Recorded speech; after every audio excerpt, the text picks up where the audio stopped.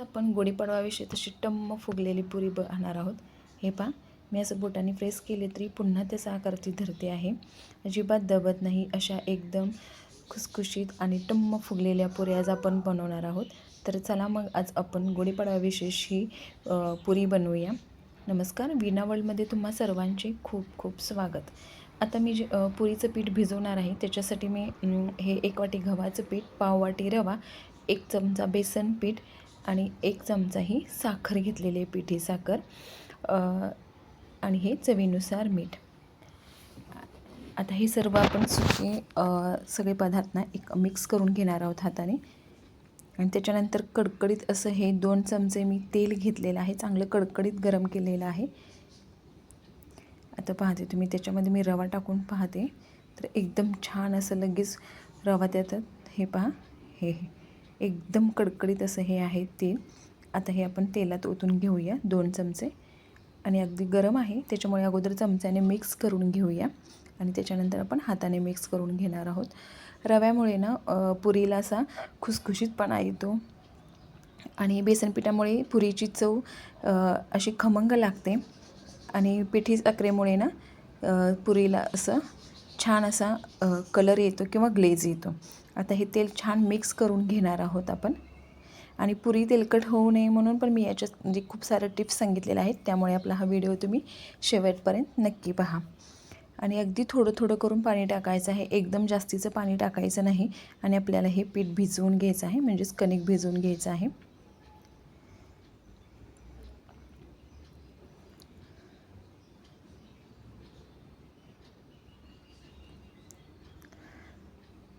अगदी थोडं थोडं पाणी टाकून आपण हे पीठ भिजवून घेतलेलं आहे, तुम्ही पाहू शकता।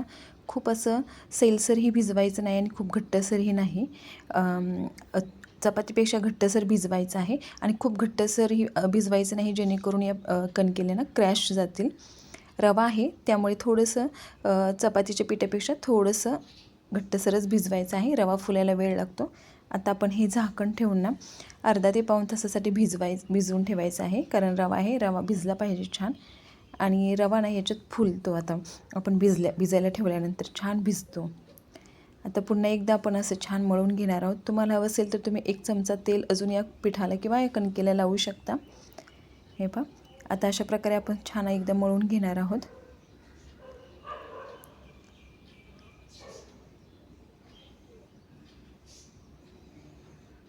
आणि आता आपण ना आपल्याला पुरी ज्या आकाराची बनवायची आहे त्या आकाराचे गोळे बनवून घेणार आहोत।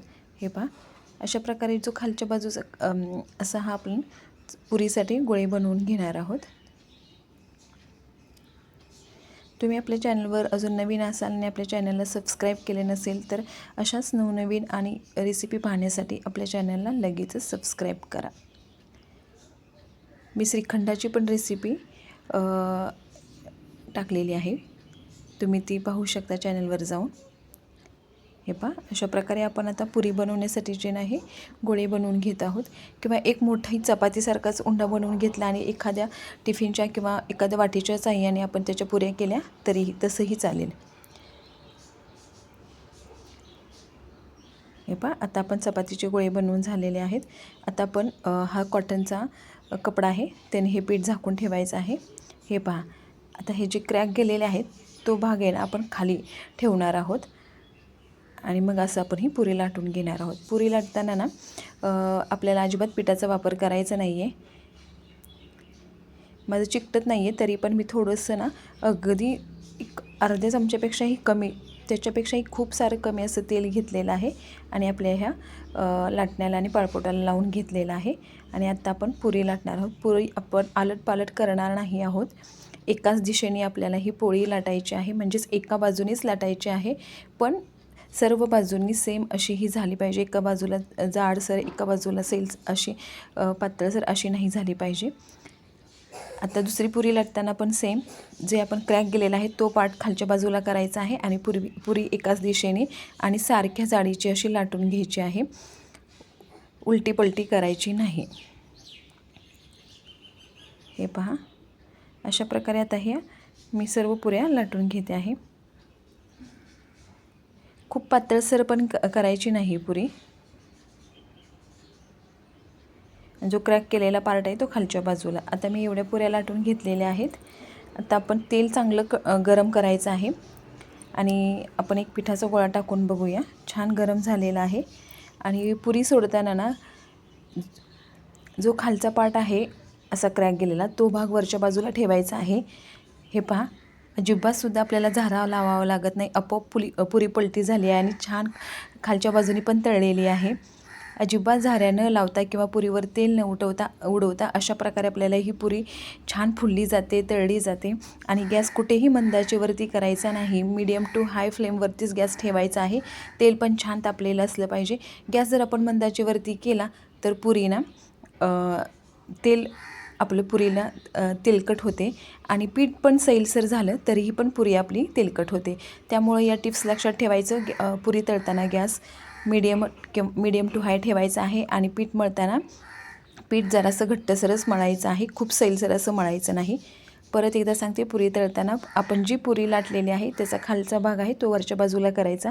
अजिबात झाऱ्याने तेल उडवावं लागत नाही. हे पहा, पुरी आपोआप छान फुलली जाते किंवा फुगली जाते. आणि खालचा पार्ट तळल्यानंतर आता आपण ही पलटी करून घेणार आहोत आणि या बाजूनी पण छान तळून घेणार आहोत. आणि पुरी तळताना फक्त एकदाच पलटी करून खालच्या बाजून तळी की काढायची आहे. खूप वेळा अलटपलट करायची नाही. आणि मीडियम टू हाय फ्लेमवर ठेवल्यावर ना पटकन छान गुबगुबीत टुमटुमीत अशा ह्या फुललेल्या पुऱ्या आपल्या तयार होतात. या गुढीपाडव्याला तुम्ही या पद्धतीने या पुऱ्या नक्कीच करून पहा आणि कशा होतात ते पण कमेंट करून नक्कीच सांगा. अजून एक पुरी मी तुम्हाला तळून दाखवते. अजिबातसुद्धा मी पुरी तळताना झाऱ्या लावलेला नाही. फक्त सांगितलेले टिप्स तुम्ही लक्षात ठेवा. पुरी तळताना लाटताना अलटपलट करायची नाही. खालची बाजू तेलामध्ये तळताना वर करायची आहे आणि पुरी एकदाच फक्त पलटी करायची आहे. खूप वेळा अलटपलट करायची नाही आणि गॅस मीडियम टू हाय फ्लेमवरती ठेवूनच आपल्याला ही पुरी तळून घ्यायची आहे. या टिप्स फॉलो केल्या ना तर अजिबात तुमची पुरी तेलकट होणार नाही आणि खूप वेळ अशीच फुललेली राहील. पहा, आता अशाच प्रकारे आपण ह्या सर्व पुऱ्या तळून घेऊया. तुम्हाला मी 3 ते 4 पुऱ्या तळून दाखवल्या. एकूण एक पुरी अशीच फुललेली आहे. अजिबात तिला आपण झाऱ्या लावलेला नाही. आपोआप फुलते. फुलल्यानंतर अगदी अर्धा 1 सेकंदात आपण ती पलटी करून घेणार आहोत. त्या बाजूलाही अजिबात झाऱ्या न लावता आपण ही तळून घेणार आहोत. अशा या सोनेरी रंगावर छान पुऱ्या तळून घ्यायच्या आहेत आणि श्रीखंडाबरोबर खायच्या आहेत.